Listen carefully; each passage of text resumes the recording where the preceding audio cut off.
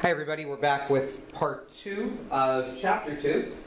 We're looking at the 5-factor personality model in leadership. We're going to be covering this a little bit more throughout the rest of this course.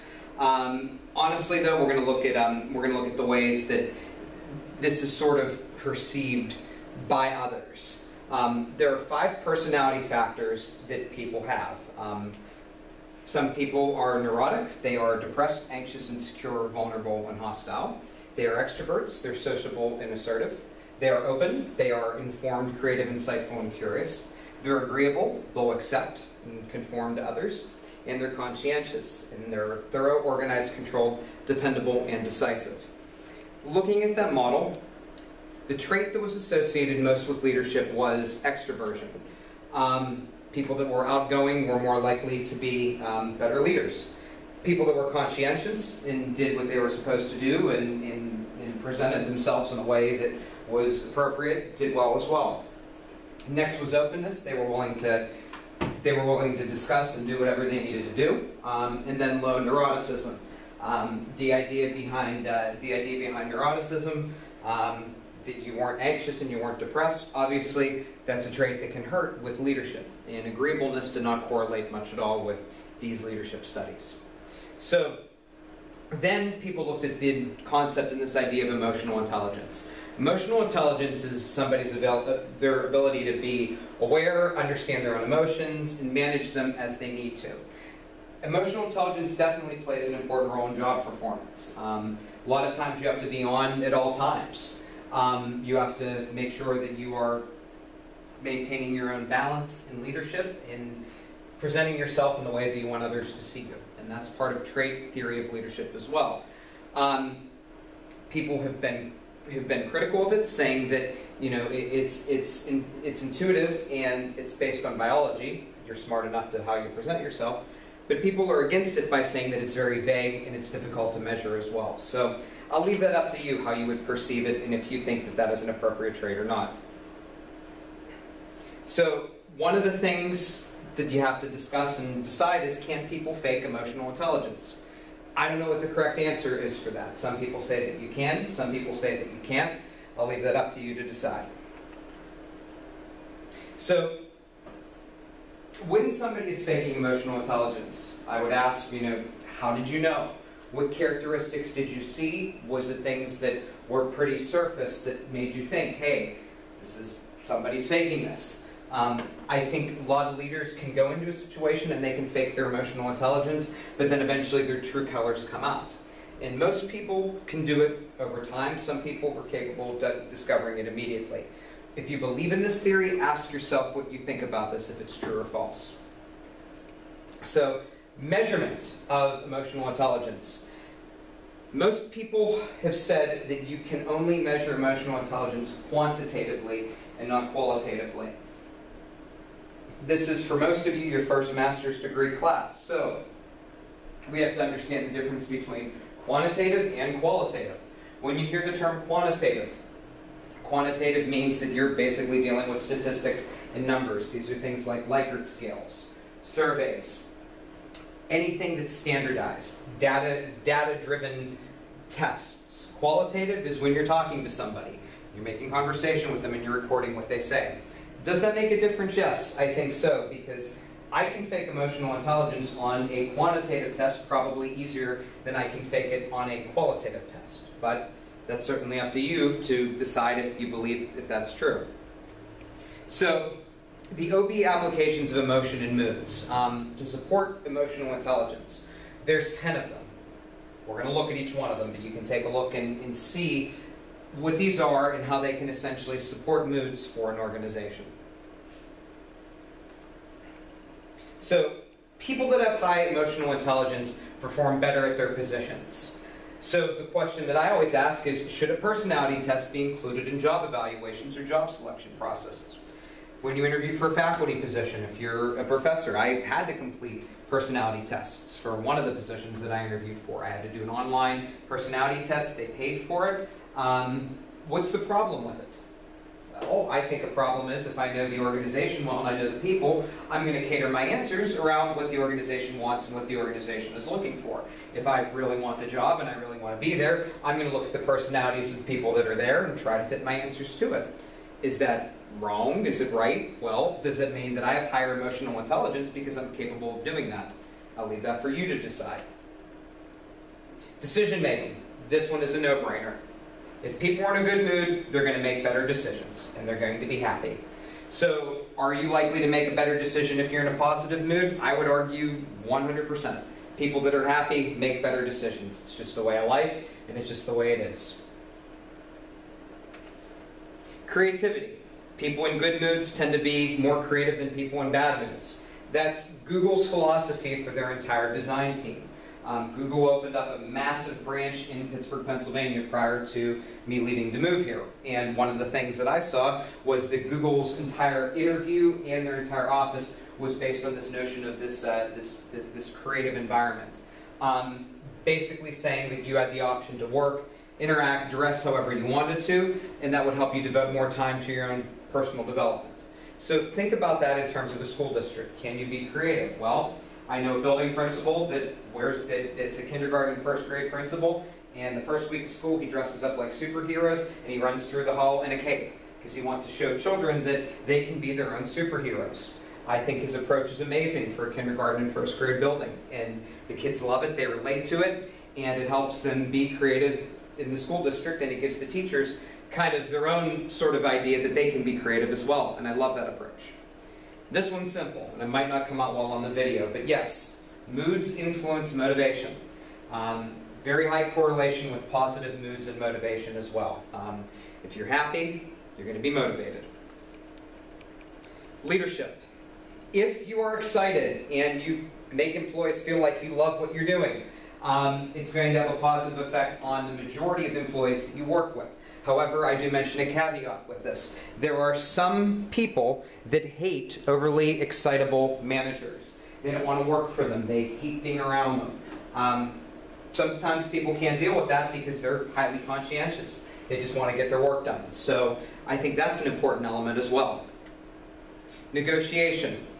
Good leaders with high emotional intelligence won't display their moods while negotiating. Having somebody negotiate for an organization that's capable of this, that's a good thing, but keep the right people in charge of the negotiation process when you can. Negotiators really are working for the organization, and remember that when you are choosing a salary at the next place that you work. When you're given a salary range, make sure you know what the range is, and try to make sure that you get the salary that you think that you deserve based off of what everybody else in the organization is making. So, customer service is another trait of emotional intelligence that you might not think of. And as teachers and principals, you are doing a lot of customer service with students and with parents. Job burnout, lower job satisfaction with the more people that you interact with negatively. Customers are the primary source of job dissatisfaction. So parents are going to be the #1 cause of your job dissatisfaction. And I don't think anybody in here would disagree with me on that.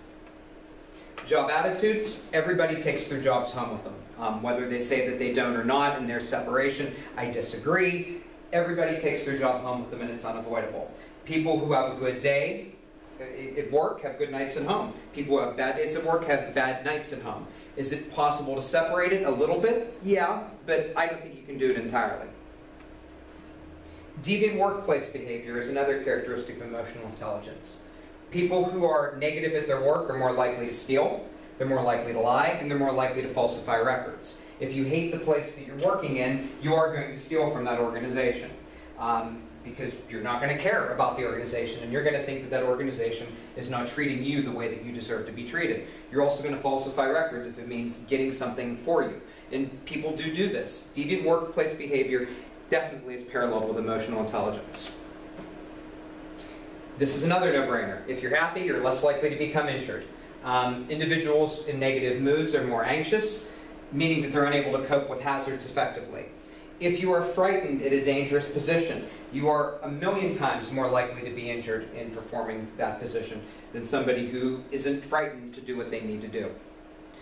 So now we're going to look at the actual approach to leadership with the trait theories, which once again, like I said, you need to determine which approach is best for you. So the focus in a trait approach is specifically on the leader. The organization says what traits a good leader exhibits, then they find people that have the traits. So notice this. The organization says we are looking for somebody that can do A, B, and C, so we're going to go out and find a person who can do A, B, and C and who has those qualities. So that's important.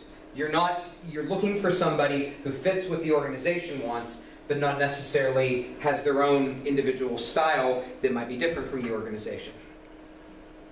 So one of the things that I would have you do in a face-to-face class would be to ask you to think about the 3 traits you want a principal in your building to have. Think about traits that are specific to your organization. Meaning, if you're in a location with different socioeconomics, consider that. If you're in a location with high rates of high pupil to teacher ratios, that's important.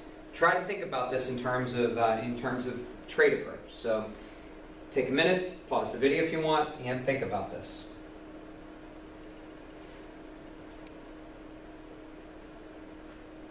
So personality assessments.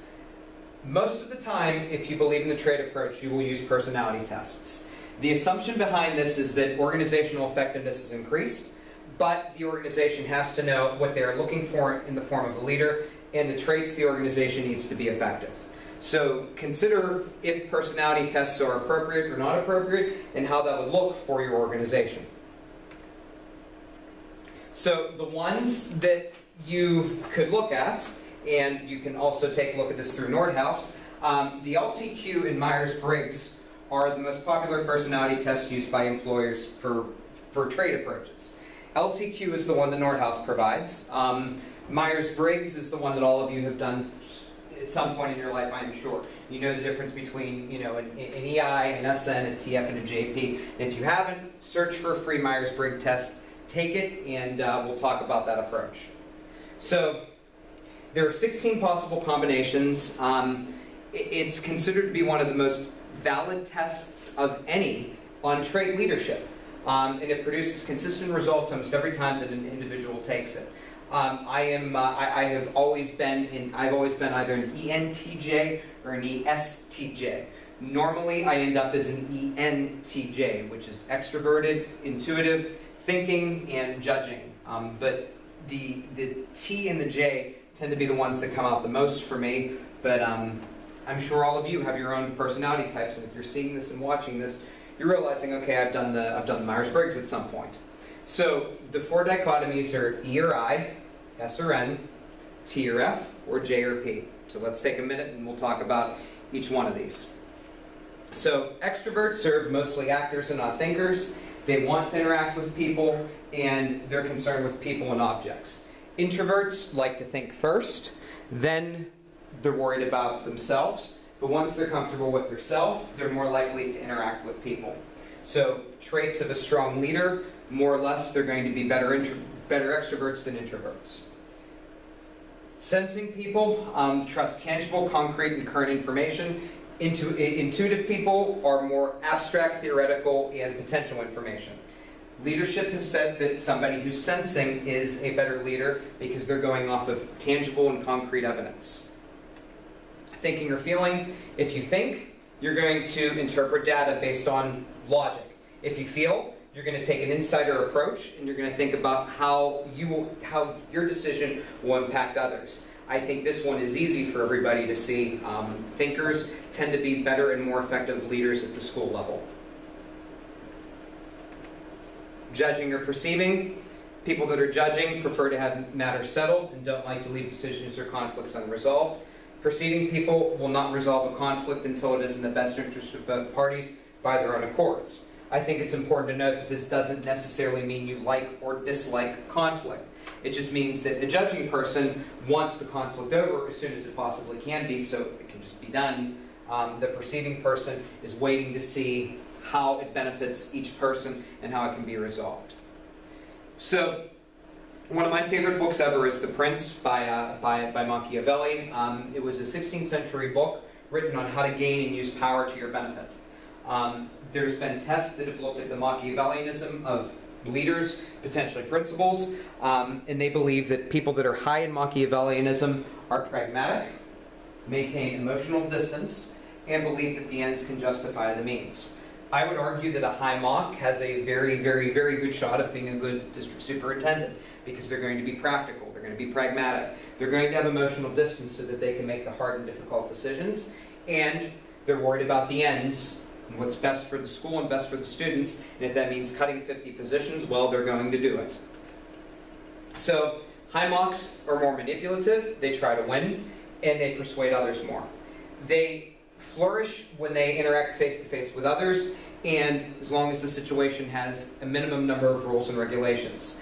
They're good employees for jobs that offer rewards for winning. When you have performance-based pay in some of your urban school districts, there was a study that showed that high Machs are most likely to do well in those situations because performance pay is a type of winning. The DISC inventory is the other personality test that you may see. This one has been a trait analysis tool for close to 100 years now, and it looks at your dimensions on dominance, influence, steadiness, and conscientiousness.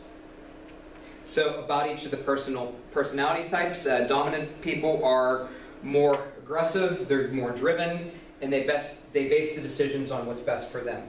People that are high in influence base decisions on feelings and are focused on relationship building. Steady people that are high in S and are steady base their decisions on security. And conscientious people try to base decision on structure, being accurate, and being perfectionists.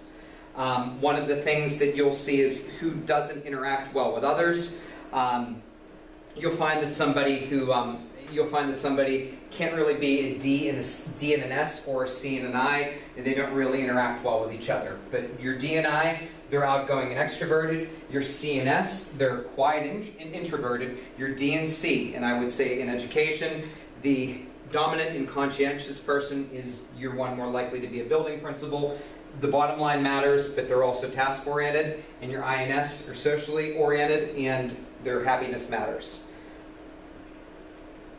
So, looking at the trait approach as a whole, what's good about it, people say that leaders that believe in it, that have the traits that people want, feel special because they believe that they have that approach. If you are a leader that people think is a dominant person and you just have those characteristics that make you a great leader, you're going to feel special and you're going to believe in this approach. It's credible. There's over a century of research on it, whether you agree with it or not. I don't agree with it, but I can't debate what the research says. It's also the idea that, you know, if somebody stays and they're stable within an organization, you can look towards the next person for succession planning, and you can say, okay, this person is a strong leader. That means that this other person could be a good fit for the organization, or they may not be. So some of you may see a leader that was, you know, that had these traits, and some of you might not. So that's a strength of the approach.